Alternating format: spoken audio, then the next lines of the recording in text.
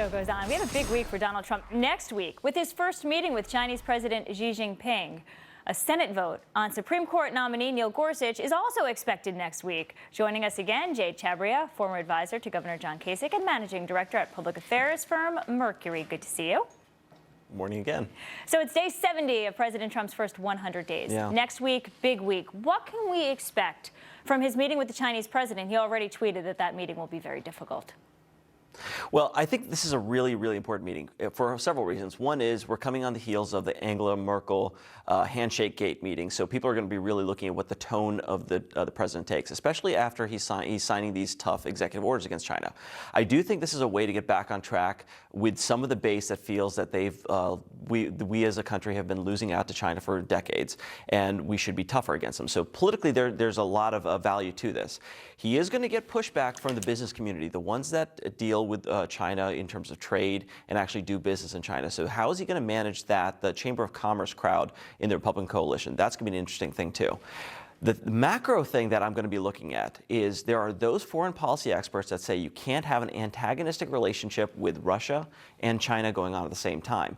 We may be signaling a shift from going against Russia to having a tougher stance against China. And how is that going to play out for America going forward? Look, he's trying his best to sign these executive orders to fix these trade deals because they are the reason that we have the biggest, largest part of our U.S. trade deficit. There's a hard line that he's really trying to draw. What do you think he needs to do then?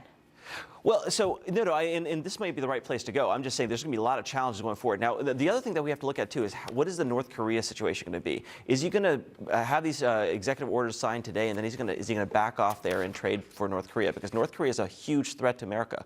We all know that they may be having a nuclear missile that can hit our West Coast in the near future. He's got to make sure that China continues to take a hard stance or takes a tougher stance against North Korea. And this is a way to leverage that opportunity, too. Let's move on to Supreme Court nominee Neil Gorsuch. I think they're just 6 votes shy at this point. Yeah. Now that 2 Senate Democrats, Heidi Heitkamp and Joe Manchin, have said that they will vote for him. So is he going to be our next Supreme Court justice? He is absolutely going to be the next Supreme Court justice. This has been the biggest win of the Trump administration in the first 70 days.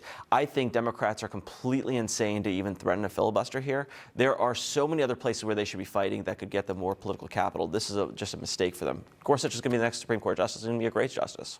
I mean, what is Chuck Schumer thinking when he's so adamant on the other side? This is clearly just a base strategy, appease the base, block someone that is conservative and true conservative. But Gorsuch has proven through the hearings to be very adept.